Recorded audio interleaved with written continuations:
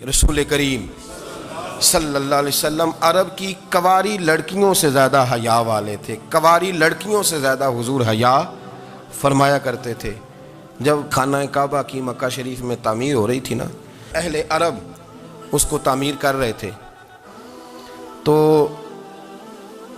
نبی پاک صلی اللہ علیہ وسلم اپنے چچا حضرت عباس کے ساتھ خانہ کعبہ کی تعریف میں مصروف تھے۔ تو عرب کے لوگ چونکہ لمبا کرتا پہنتے تھے پیروں تک، تو نیچے اگر کسی وقت کوئی چیز نہیں بھی ہوتی تھی تو کسی کو وہ نظر نہیں آتی تھی، چونکہ پردہ رہتا تھا، ایک لمبا کرتا پہنا ہوا ہوتا تھا۔ تو جب بچے، سرکار کی عمر مبارک بھی ابھی تھوڑی تھی، تو اس طرح بچے جب نکلتے تو وہ کئی دفعہ اپنی تہمت اتار دیتے نیچے سے، اور کوئی مزدوری کرنے لگتے تو 3-4 طے کر کے نا تہمت کی کندھے پہ رکھ لیتے، جس طرح کبھی دیہاتوں میں لوگ کپڑا سر پہ رکھتے تھے کہ اوپر اگر کوئی وزنی چیز رکھیں گے تو وہ تکلیف نہیں دے گی۔ نبی پاک صلی اللہ علیہ وسلم بھی سب لوگوں کے ساتھ خانہ کعبہ کی تعمیر میں شامل تھے۔ تو حضرت عباس رضی اللہ تعالیٰ عنہ نے کہا حضور سے، ابھی اعلان نبوت بھی نہیں فرمایا تھا، بھتیجے آپ بھی تہمت اتاریے، یہ صحیح مسلم میں حدیث موجود، اور اس کو کندھے پہ رکھ لیجیے، آپ اینٹیں اٹھا کے لا رہے ہیں تو ذرا آپ کو تکلیف نہیں ہوگی۔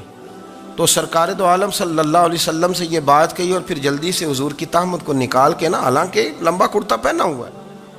تو وہ جیسے ہی ان کے کندھے پہ رکھا اینٹیں رکھنے کے لیے، تو سرکار تو زمین پہ گر گئے، بے ہوش ہو گئے، آنکھیں آسمان کی طرف، اور پھر حضور پکار رہے ہیں آزاری آزاری آزاری، میرا تہمت دے دو، میرا تہمت دے دو۔ کبھی کوئی شخص اس وجہ سے بھی بے ہوش ہوا ہے کہ میرے وجود سے کپڑا اتر گیا ہے؟ حالانکہ سرکار پر وہ بے ہوشی بھی نبی پاک کا وہ جو غلبہ ہے نا شرم و حیا کا، اس کی وجہ سے ہوا، ورنہ تو حضور فرماتے ہیں کہ میری آنکھیں سو جاتی ہیں، دل تو میرا اس عالم میں بھی جاگتا رہتا ہے۔ تو سرکار زمین پہ تشریف لے آئے، آنکھیں میرا تہمت دے دو، میرا تہمت دے دو، تو جلدی سے انہوں نے تہمت دیا، تو حضور نے باندھ لیا۔ پھر طبیعت مبارک میں تسلی ہوئی، یعنی ہم اس رسول کے غلام ہیں کہ جن کے تو وجود سے کپڑا اتر جائے تو حضور برداشت نہیں کرتے، قبول نہیں فرماتے، تکلیف شروع ہو جاتی۔ لیکن یہاں نوجوان ہیں اور بڑا قد کاٹ ہے اور بڑے بڑے سمجھدار لوگ ہیں، گرمی آتی ہیں تو شارٹ کپڑے پہن کے گھومتے ہیں، ان کو خیال نہیں کہ یہ وہ والا لباس ہے جو باہر تو کیا گھر میں اماں کے سامنے نہیں پہننا چاہیے، بہنوں اور بیٹیوں کے سامنے نہیں پہننا چاہیے۔ آپ کی گفتگو میں شرم و حیا ہو، آپ کے لب و لہجے کے اندر حسن ہو۔ آپ کو پتہ ہے نبی پاک صلی اللہ علیہ وسلم نے فرمایا میری امت میں سب سے زیادہ حیا کرنے والے عثمان غنی ہیں، عثمان غنی سب سے زیادہ حیا کرنے والے۔ آپ فرمایا کرتے تھے جب سے حضور کا چہرہ دیکھا ہے میں نے کبھی اپنی شرمگاہ بھی نہیں دیکھی، میں نے آنکھوں کا وضو نہیں توڑا، اور جب سے حضور کے دست مبارک میں میں نے بیعت کے لیے سیدھا ہاتھ بڑھایا تو پھر سیدھا ہاتھ میں نے کبھی گندگی کو نہیں لگایا۔ حیا تھی۔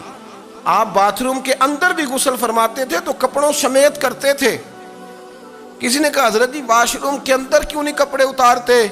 آپ فرمانے لگے باہر بندوں سے حیا کرتا ہوں، اندر جاتا ہوں تو رب سے حیا آنی شروع ہو جاتی، وہ تو دیکھ رہا ہے نا۔ تو میں جو بات آپ کی خدمت میں عرض کرنا چاہتا ہوں اس کو آپ سمجھیے گا میرے عزیز، کہ شرم والا مزاج، گفتگو بھی شرم والی، آنکھیں بھی شرم والی، لباس بھی شرم والا، دوستی یاری بھی شرم والی، بہت ساری ایسی باتیں۔ دیکھیں نا آپ ذرا، میں نے کہا کہ باتوں کو سن کے گزر نہ جایا کریں، اس کی گہرائی پر غور کریں۔